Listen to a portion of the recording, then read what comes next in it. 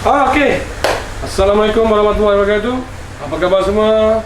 Semua sihat? Saya ucapkan semua sihat.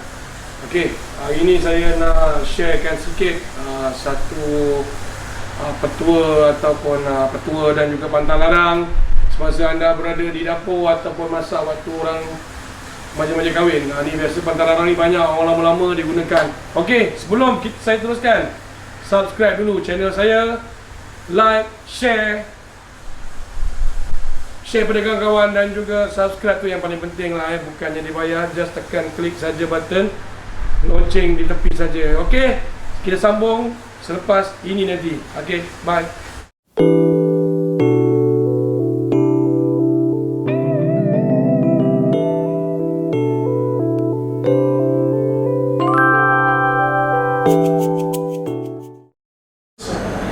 Okey, kita sambung kembali. Okey, zaman dulu-dulu lah dia kat dapur ni masak ni ada pantang larang dia, ada petua dia, dan pantang larang tu pun ada yang mitos jugalah Okey. Kali pertama saya nak sentuh petua. Petua, okey, selalunya kita dengar orang masak daging, masak lauk daging lah untuk kenduri kahwin. Daging fresh, daging lembu yang baru sembelih, masak, tapi lepas masak petang, tengah hari dah ada satu bau. Bau tu macam seakan-akan bau basi. Okey, sebenarnya benda ni daging tu tak salah pun sebenarnya. Tapi daging tu, orang yang menguruskan daging tu yang silap. Sebab daging beku ni, daging fresh ni apabila disembelih, dia tidak boleh terus. Kalau nak terus masak, okey. Tapi kalau guna konsep rewang ramai-ramai, potong, ambil masa dalam 3 jam, 4 jam, lepas tu masak pun lambat lagi. Okey, lambat lagi, mungkin rewangnya tengah hari, masaknya malam, silap, memang satu kesilapan lah. Confirm daging tu akan cepat rosak. Okey, daging tu akan kehijau-hijauan, okey, dia akan mula jadi rosak. Okey, untuk mengelakkan benda-benda ni selalu, okey, daging-daging ni kita sembelih, tak kisahlah majlis hari Sabtu, kita sembelih pada hari Selasa ataupun hari Rabu ataupun hari Senin boleh. Sembelih, kita dah lapar, dah buang kulit. Daging tu kita belah 4, belah 6. Okey, belah yang berapa yang boleh besar, kita akan bekukan dulu dalam peti ais sampai dia dah keras. Nanti hari Jumaat kalau kata nak rewang, okey, baru kita keluarkan, baru kita potong. Tapi yang dengan syarat daging tu masih lagi keras. Tapi kalau daging tu ambil masa yang lama untuk kita proses nak potong apa, mungkin akan jadi rosak juga. So, dalam penyelesaian yang terbaik adalah hantar kedai lah, potong. Tapi kalau nak juga rewang boleh, tapi kena cari yang ramai sikit, cepat. Okey, yang penting daging tu kena bekukan dulu. Itu yang selalunya punca dia jadi basi sebab darah dia. Okey, darah dia dah lama, so ada bakteria, lalat hinggap, apa semua. So makan masa yang panjang, so akan daging tu ada satu bau yang agak kurang menyenangkan. Ini faktor daging. Okey, kalau ayam pula, selalu kadang-kadang ayam kita masak, lepas masak dalam tengah hari, 1 lebih, ayam tu dah mula tengok dalam kuah, berbuih-buih. Punca dia kenapa? Okey, punca ni banyak sebab. Daging ni dia punya petua dia, daging dia ni, punca dia, petua dia kita nak jaga dia macam mana? Lepas sembelih, ayam ni kalau sembelih, lepas sembelih, kalau kita sembelih kat kedai, memanglah daging ayam ni dia kena cepat-cepat letak air batu, lepas tu kita proses, potong, kemudian kalau kata nak masak, cuci, terus kita kalau kata ayam masak merah kita goreng lah. Kalau tak ada jangan buat dulu. Takut ayam ni kalau lebih masa, kalau lembu tadi 3 jam, 4 jam kat luar pun dah rosak, lagi kan ayam paling kuat setengah jam. So ayam ni satu lagi kita kena cuci yang sebersih-bersihnya, macam dekat dia punya paru dia tu kena buang dulu, bersihkan, okey. Ada paru-paru tu kena buang, dan cuci, dan kita terus gaul dengan rempah, kunyit ke garam tu kita goreng. Kalau untuk ayam masak merah, tapi kalau masak kari, kita dah cuci, simpan dah dulu dalam peti ais, takut ayam ni akan jadi rosak. Okey, pun itu yang dia punya yang apa tentang ayam. Satu lagi kalau rempah-rempah ni bersamalah, kena tumis, kena garing, kena apa tu dia. Punca basi adalah bakteria. Bakteria yang ada dalam makanan, ada dalam daging. Itu yang punca jadi basi. Okey, itu petua yang saya faham, petua dia untuk yang inilah. Selalu kita dengar orang kadang-kadang orang dulu pernah kita berbual kampung-kampung dengar dia masak nasi masak, okey, air tak didih. Air tak didih, mulalah dia kata orang buat dia lah, ada orang kenakan dia lah, apalah ini. Itu semua mitos saja, tak ada kena-mengena pun benda ni. Itu adalah mungkin kesilapan diri sendiri lah. Okey, orang kampung dulu, kalau kerja kahwin, okey, dia orang suka tak ada air hujan. Okey, kalau kita masak nasi, kita guna air hujan, bukan tak boleh, boleh. Tapi kita kena rebus yang agak lama sebab air hujan ni berasid. Okey, berasid. Sama juga dengan air pipe. Kenapa kadang kita rebus lama sangat? Sebab klorin ni terlampau banyak. Dia ada asid, dia ada chemical dalam tu. Macam air hujan pun ada chemical asid. Okey, dia rebus memang lama, dia bukan air pure. Kalau air pure memang cepat. Okey, so punca air tak didih, api dah kuat, lambat masak dia. Okey, puncanya air tu okey.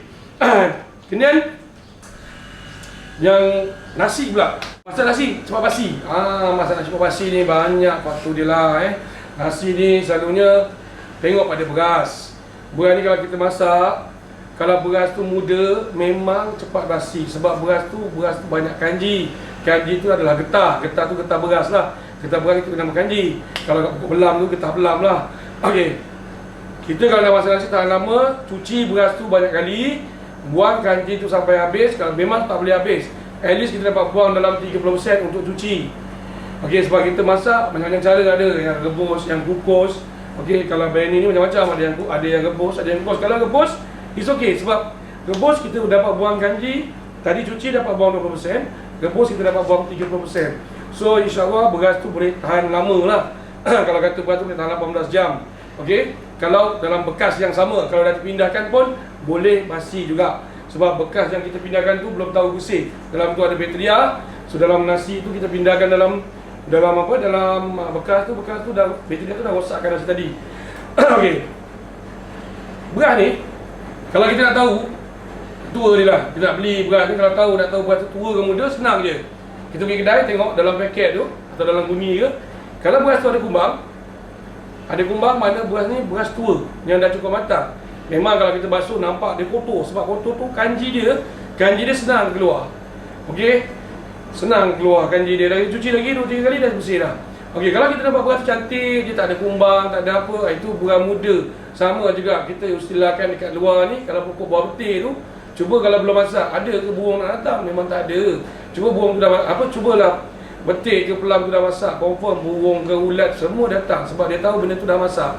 Sama juga tadilah, beras tu kita tak tahu beras tua, beras muda macam mana rupa sebab dah proses dari kilang datang, kita pun tak tahu.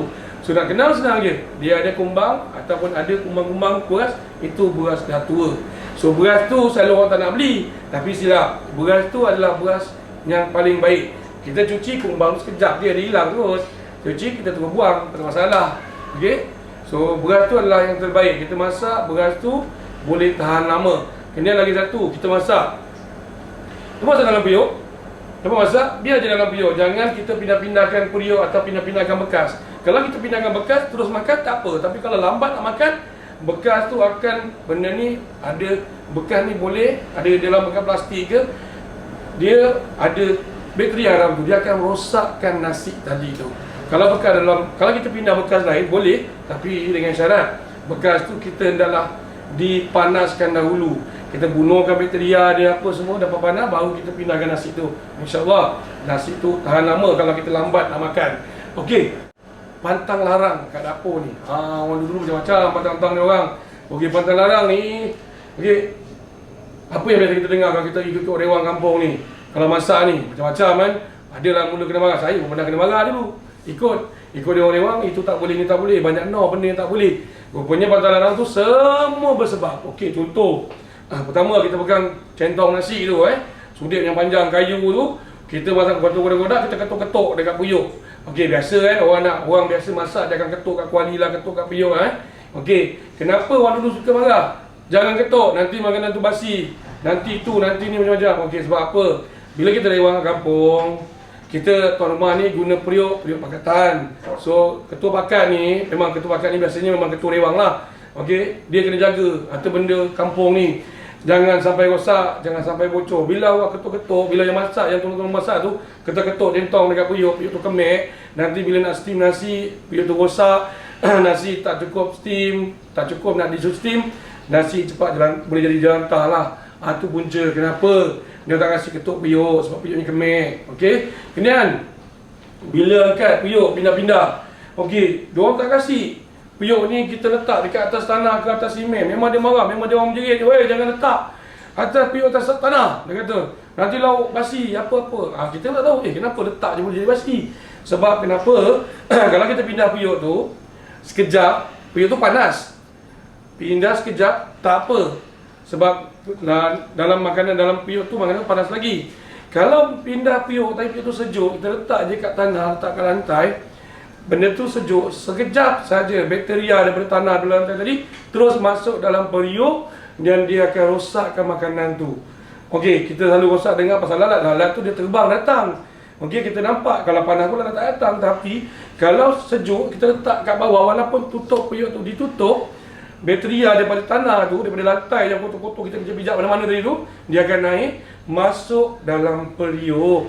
So periuk, lauk dalam periuk tadi akan boleh jadi basi. Itu kenapa, sebab dia. Okey, itu punca dia lah kenapa dia orang tak kasih letak itu, letak ini. Macam kita memasak ni, okey, lepas tu jugalah pantang larang kita untuk kadang-kadang kita selalulah mungkin kita masak sikit kat rumah, dalam rumah apa pun kita menyanyi. Okey, menyanyi kita apa, semua kadang mak kita marah, menyanyi. Nanti kau kahwin dengan orang tua, kau kahwin dengan itu, kau kahwin dengan ini. So bila dia takut, orang tak berani lah, anak-anak tak berani nak menyanyi. Okey, sebab apa? Orang dulu, dia kalau orang yang menyanyi tu suaranya sedap, okey, macam Jeviden ke siapa ke, dia memanglah tak kisah. Kalau suara tak sedap, macam suara saya ni, memanglah dia menyumbangkan keadaan tu. Orang tengah tenang-tenang masak, tapi kadang tiba bising bunyi dia. Okey, bunyi orang menyanyi bising. Satu lagi, okey, dia tak fokus pada masakan. Tadi tahu garam, katalah garam tu tahu satu sudu. Bila dah menyanyi dah lupa garam tadi dah tahu. Cerita jadilah cerita apa tu, cerita Piramli tu. Dia tahu garam berapa banyak, dia lupa berapa garam dia tahu. Okey.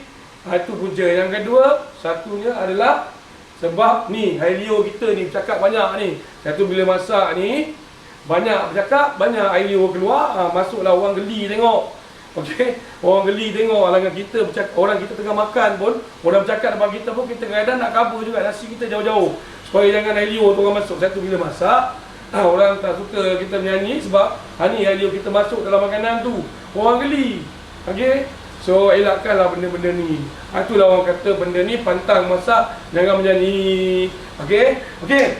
Setakat ni lah saya nak cerita pasal pantang larang petua apa nanti saya. Okay, next episode, next video saya akan ceritakan lagi teknik-teknik bila berada di dapur, masak secara komersial, masak secara bukan lewat secara masak yang banyak, macam mana nak tanam, macam mana. Okey, tu kita cerita next episode.